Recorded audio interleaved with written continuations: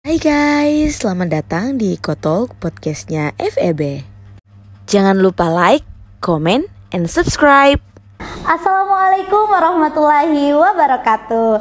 Halo Sobat Ekotalk, bertemu lagi di podcastnya FEB bersama saya Sri Ulfa. Dan kali ini saya tidak sendirian loh. Saya bersama salah satu guru besar Fakultas Ekonomi dan Bisnis. Ada Bapak Profesor Abdul Hamid SES MSI. Assalamualaikum Prof. Waalaikumsalam warahmatullahi wabarakatuh. Bagaimana kabarnya Prof? Alhamdulillah sehat. Alhamdulillah. Ya. Iya Prof, jadi kita harus selalu menjaga kesehatan juga ya Prof. Baik. Apalagi sekarang lagi pandemi COVID-19, dan sahabat Ekotalk harus selalu menjaga protokol kesehatan. Oke. Ya, ngomong-ngomong nih Prof, menjadi guru besar itu kan tidak langsung kita membalikan telapak tangan kan Prof. Ada beberapa fase atau tahap tertentu yang Prof alami. Mungkin bisa sharing Prof bersama kami, apalagi sekarang saya sendiri sebagai mahasiswa yang butuh motivasi untuk selalu semangat, terutama dalam menempuh pendidikan. Ya. Baik, bismillahirrahmanirrahim. Assalamualaikum warahmatullahi wabarakatuh. Waalaikumsalam warahmatullahi wabarakatuh. Alhamdulillah, salatu wassalamu ala rasulillah wa ala alihi wa ashabihi ajma'in. Betul sekali bahwa untuk bisa saya sampai seperti ini menyandang guru besar Fakultas Ekonomi dan Bisnis Universitas Hasanuddin, itu diawali dengan level pendidikan seperti S1, S2, dan S3. Kemudian juga menduduki beberapa jabatan di prodi, termasuk di fakultas. Nah, untuk mencapai gelar guru besar tentu ada persyaratan-persyaratannya, dan salah satu diantaranya adalah harus ada karya ilmiah yang dipublikasi di jurnal bereputasi terindeks, salah satu diantaranya Scopus. Tentu syarat-syarat yang lain juga ya, seperti pendidikan dan pengajaran ya, termasuk pengabdian. Itu saya menjadi dosen di Fakultas Ekonomi dan Bisnis UNAS itu tahun 1992. Ya, saya masuk S1 tahun 82, kemudian selesai tahun 86, ya 86. Kemudian bekerja di Kala Group, merangkap sebagai dosen, dan 94 itu saya mundur dari Kala Group, fokus jadi dosen, dan waktu itu merangkap. Lalu melanjutkan studi S2 di Gajah Mada, ambil akuntansi. Kemudian lanjut S3 akuntansi di bidang behavioral finance. Ya, seperti itu kira-kira perjalanan karir saya. Sepulang dari sekolah S3 menduduki jabatan Ketua Departemen Akuntansi. Ya, kemudian setelah itu menjadi Ketua Program Studi Magister Akuntansi, dan sekarang masih menjadi Ketua Program Studi Program Doktor Ilmu Akuntansi. Iya. Masya Allah banget ya Prof perjuangannya. Jadi untuk Sobat Ekotalk jangan pernah berputus asa nih dalam belajar, karena pendidikan itu tidak ada batasnya ya Prof. Kita harus selalu mengupgrade diri, bukan hanya sebatas S1 saja, tapi kita harus saya mau belajar sampai S2, bahkan seperti Prof sendiri bisa menjadi guru besar. Nah, ini Prof, saya juga penasaran. Tadi Prof sendiri sudah menyinggung terkait akuntansi. Nah, selain akuntansi konvensional juga akuntansi syariah. Yeah. Nah, apa sih yang menyebabkan Prof ingin mendalami juga akuntansi syariah sehingga bisa mengambil beberapa mata kuliah, sehingga Prof ingin terlibat sebagai pengajar? Memang S1 saya itu tidak ada kaitan langsung dengan peminatan yang saya kembangkan sekarang, yaitu akuntansi dan keuangan syariah. S1 saya skripsinya akuntansi keuangan, S2 pasar modal, ya. S3 behavioral finance. Ya, tetapi dari S1 sejak mahasiswa saya terlibat dan tergabung dalam organisasi massa Islam, ya. Dan itu membawa saya mencoba mengintegrasikan antara ilmu ekonomi, akuntansi dan keuangan dengan nilai-nilai Islam. Oh, ya. Maka mulailah saya belajar akuntansi syariah, gitu ya, dan keuangan syariah, lalu mendalami hal-hal yang terkait dengan itu. Nah, sehingga sekarang saya mengajar selain akuntansi keuangan, juga behavioral finance, metodologi, juga pasar modal syariah, akuntansi syariah, gitu ya, dan yang terkait dengan ekonomi syariah lainnya. Dalam seminar-seminar, webinar juga, baik di tingkat lokal maupun nasional, sering menjadi narasumber, justru bukan di konvennya, akuntansi konvensional, lebih banyak ke akuntansi syariah. dan keuangan syariah. Masya Allah. Ya, seperti itu. Iya, jadi berarti di sini kita tidak hanya membatasi pelajaran kita atau bidang studi kita sesuai dengan jenjang karir konvensional saja. Ilmu itu luas ya, Prof. Kita bisa peroleh di mana saja, bukan hanya dalam segi pendidikan formal seperti tadi yang Prof ikuti, berpartisipasi atau bergabung di beberapa komunitas yang mendukung capaian belajarnya Prof sendiri. Ya, betul. Ya, berbincang terkait syariah itu sendiri nih Prof, ini kan kita sudah memasuki sudah menuju 10 hari Ramadan ya Sobat Ekotalk. Nah, sebagai umat muslim nih Prof, apa sih yang harus kita persiapkan ketika menuju Ramadan, Prof? Ya, ini pertanyaan yang menarik ya, karena seolah-olah ada perilaku di kalangan masyarakat kita yang kontradiksi antara amalan-amalan Ramadan dengan aspek-aspek ekonomi. Ya, orang sering mengatakan kalau kita puasa itu justru berhemat, pola konsumsi menurun. Tetapi justru sebaliknya, konsumsi bertambah ya, Prof? Konsumsi bertambah. Kok bisa seperti itu? Bagaimana penjelasannya? Nah, sebelum saya masuk ke sana, memang kita sebagai seorang muslim harus mempersiapkan diri untuk memaksimumkan amalia Ramadan. Ya, sekarang sudah berapa Sya'ban ini? Sudah pekan ketiga. Jadi kira-kira sepekan lagi kita sudah masuk bulan suci Ramadan. Nah, supaya kita tidak kaget dalam rangka memaksimumkan amalia Ramadan itu, maka ilmunya juga penting. Ya, misalnya perlu kita tahu bahwa Ramadan itu memang adalah bulan puasa. Kita diwajibkan berpuasa di situ sebagaimana perintah Allah Subhanahu wa taala, ya ayyuhalladzina amanu kutiba alaikumusiyam kama kutiba alal ladzina min qablikum la'allakum tattaqun. Jadi ayat ini yang memerintahkan kita dari Allah Subhanahu wa taala tentang kewajiban berpuasa di bulan suci Ramadan. Tapi itu kan sudah sering kita lakukan sejak kecil, tetapi bagaimana memaksimumkan? Nah, ini yang persoalan. Ya. Nah, ada semacam tarekat yang perlu kita barangkali contoh yang disebut dengan riyadah. Riyadah itu adalah suatu amalan spiritualitas untuk semakin mendekatkan diri kepada Allah Subhanahu wa taala. Ya, ada 4 komponen riyadah itu. Yang pertama adalah uzlah. Uzlah itu kita berusaha memisahkan diri atau mengisolasi diri dengan kegiatan-kegiatan yang kita lakukan begitu fokus, full di luar bulan suci Ramadan. Nah, memasuki bulan suci Ramadan, porsinya itu harus dikurangi. Ya, kita harus uzlah, lari sejenak dari situ. Fokus beribadah kepada Allah Subhanahu wa taala. Nah, yang kedua, selain fokus, itu juga kita harus lebih banyak diam. Ya, tidak terlalu banyak bercanda, ya, berbicara. Nah, dilakukan kegiatan yang sebaliknya, yaitu banyak berzikir, berpikir, ya, itu kebalikan dari diam itu. Nah, kemudian yang ketiga itu adalah berpuasa seperti yang disebutkan tadi. Ya, dan yang keempat adalah melakukan sholat malam tarawih.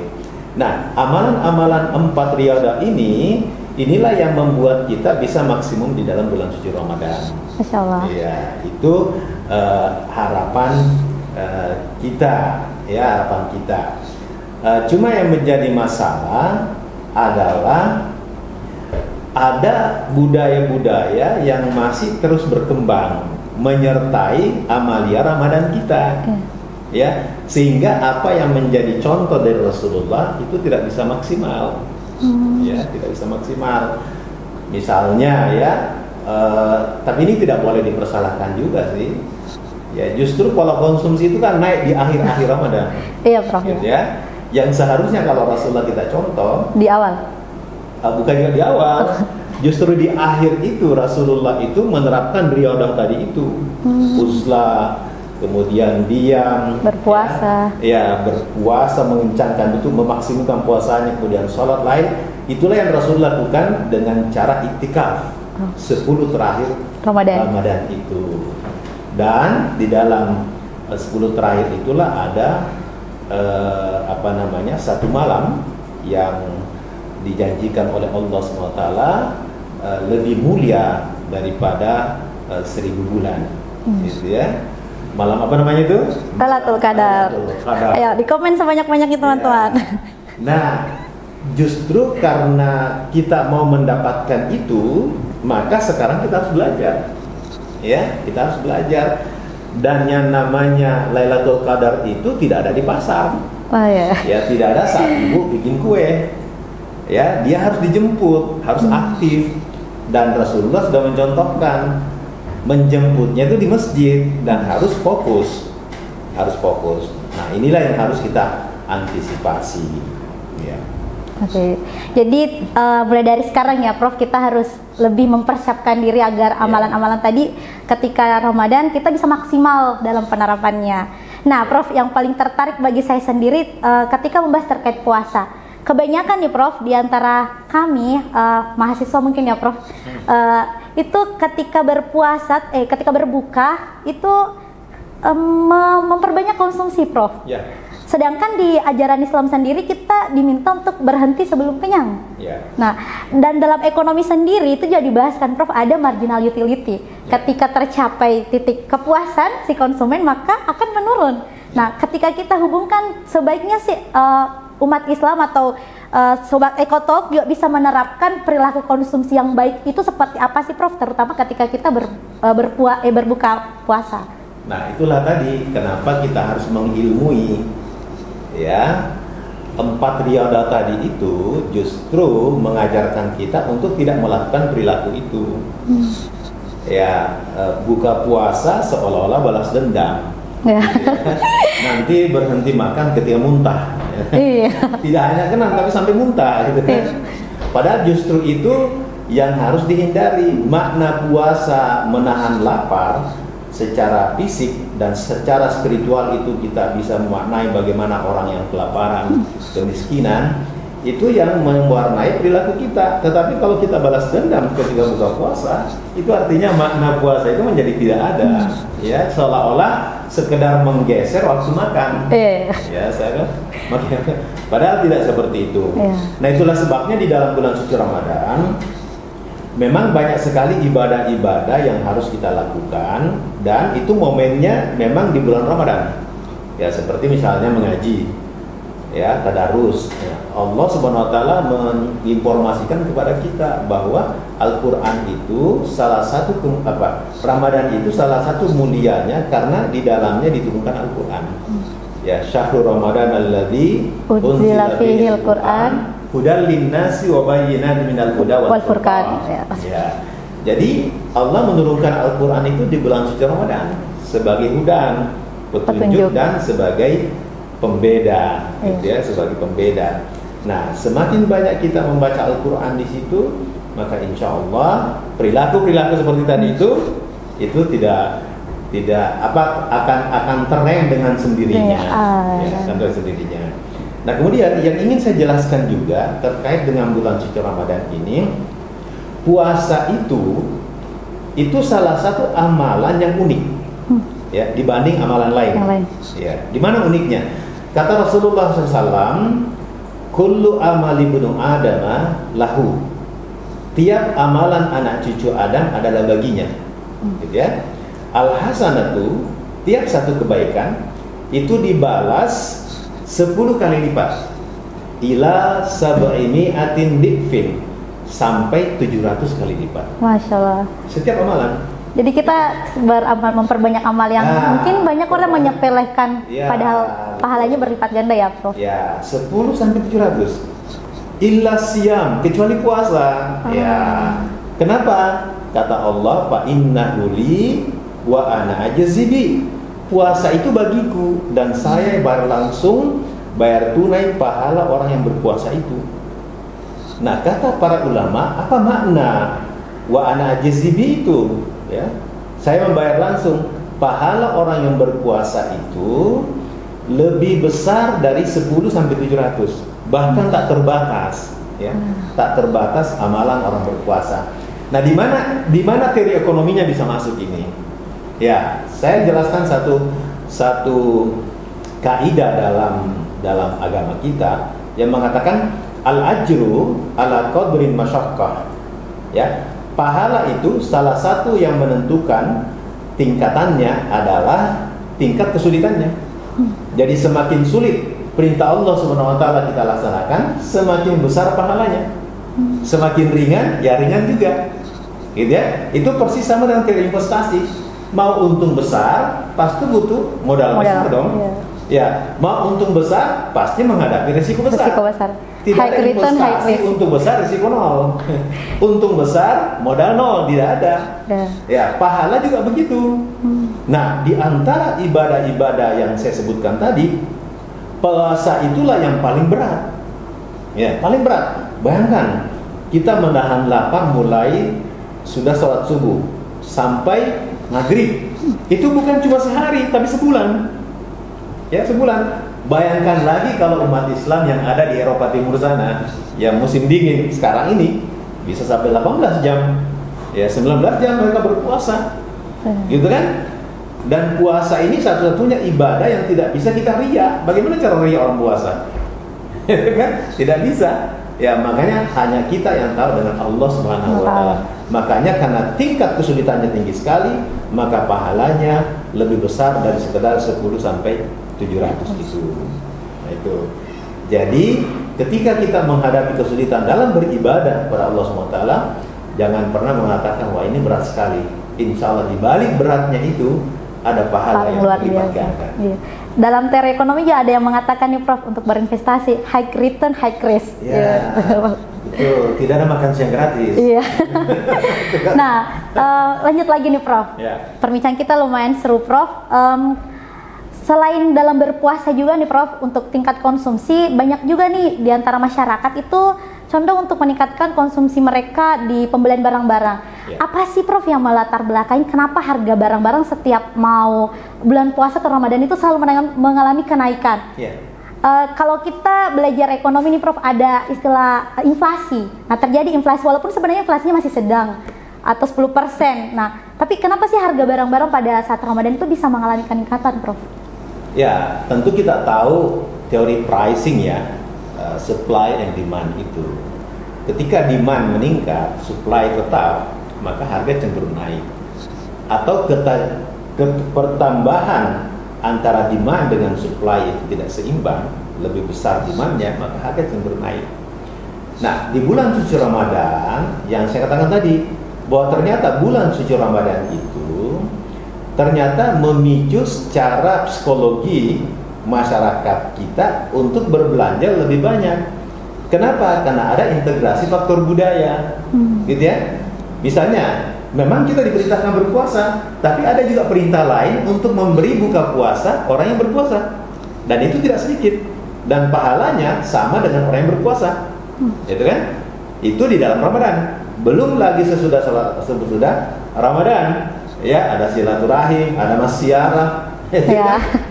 Pokoknya, ya seperti itu silaturahminya. Nah, itu yang memicu tingkat demand sehingga harga barang cenderung naik. Itu. Ceteris paribus ya, Prof. Ceteris paribus, betul sekali. Jadi tidak bisa dicegah, tidak bisa dicegah. Memang sudah budaya. Ya, memang sudah budaya.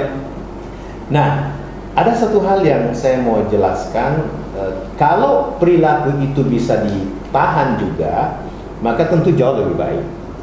Jauh lebih baik. Karena kalau misalnya dilakukan di awal belanja barang itu mungkin tidak terlalu masalah. Tapi yang masalah ini justru di 10 terakhir, yang justru Rasulullah memerintahkan kita untuk semakin mengencangkan ikat pinggang, bangun sholat malam, kurangi tidur. Bukan membeli barang banyak. Iya. Karena justru itulah ya malam Lailatul Qadar itu turun. Ya. Nah, perilaku kan kita mencegah. Bagaimana caranya mencegah?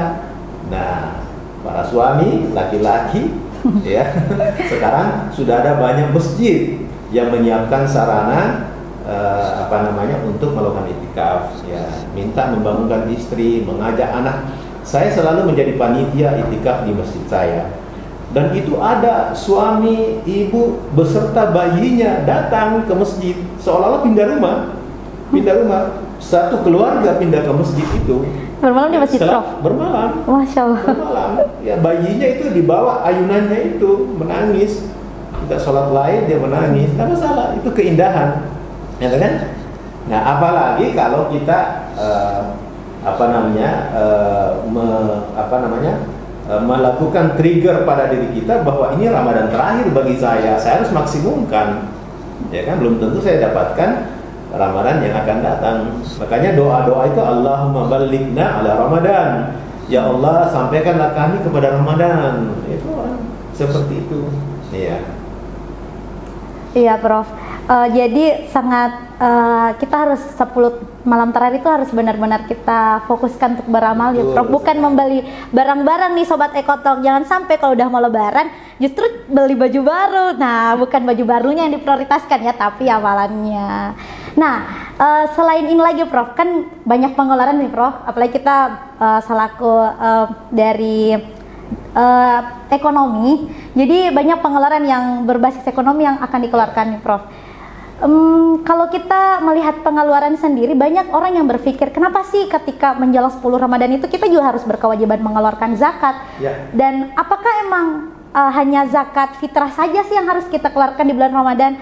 Padahal saya sendiri nih Prof pernah mendengarkan ada ketentuan orang yang berdagang pun harus mengeluarkan zakatnya. Tapi saya masih ragu nih Prof, bagaimana sih sebenarnya ketentuan zakat itu? Mungkin juga Sobat Ekotalk juga penasaran nih Prof, boleh berbagi Prof terkait zakat. Jadi satu-satunya zakat yang berhubungan dengan Ramadan cuma zakat fitrah. Makanya kalau kita bayar zakat fitrah di 1 Syawal sudah bukan zakat fitrah namanya, itu sedekah. Ya, zakat fitrah itu di bulan Ramadan. Boleh dibayar di awal Ramadan, pertengahan, tapi afdalnya di akhir. Oh, lebih afdal. Dan zakat harta tidak ada hubungannya dengan Ramadan. Zakat harta itu erat kaitannya dengan nisab dan haul. Ya, kepemilikan harta kita misalnya mulai di bulan Sya'ban, maka jatuh temponya tahun depan di Sya'ban, bukan di Ramadan. Kalau kita mengumpulkan harta di Muharram, di tahun depannya Muharram juga, baru masuk 1 tahun haulnya. Nah, kalau pas Ramadan baguslah gitu ya. Bagus. Karena memang di situ ada semacam kekhususan ya, berlipat ganda. Nah, zakat harta seperti yang ya pedagang misalnya ya, pegawai negeri, apalagi konsultan, dokter gitu ya, itu memang wajib mengetahui titik start hartanya itu. Lalu setahun itu jatuh temponya kapan, lalu dihitung nisabnya, sampai enggak nisabnya. Kalau sampai, dikeluarkan zakatnya. Nah, itu tidak termasuk bagian dari boros di bulan Ramadan. Ya, termasuk sedekah, bukan bagian dari boros, gitu kan? Iya, Prof. Ya, yang kita masuk boros tadi ini konsumsi. Konsumsi. Iya. Seperti itu. Ya. Karena kita berbagi kepada orang yang membutuhkan ya, Prof. Betul sekali. Iya. Ya. Itulah tadi diskusi kita pada siang hari ini bersama Prof Hamid. Terima kasih banyak Prof sudah meluangkan waktunya sharing dan berdiskusi bersama kami. Sama-sama. Alhamdulillah kami sudah mempunyai banyak informasi. Semoga kedepannya, terutama di bulan suci Ramadan ini, kita bisa menerapkan segala perintah, terutama dalam mengamalkan amalan yang sudah tadi Prof jelaskan. Ya, terima kasih juga ya teman-teman Sobat Ekotalk sudah menonton podcast kita.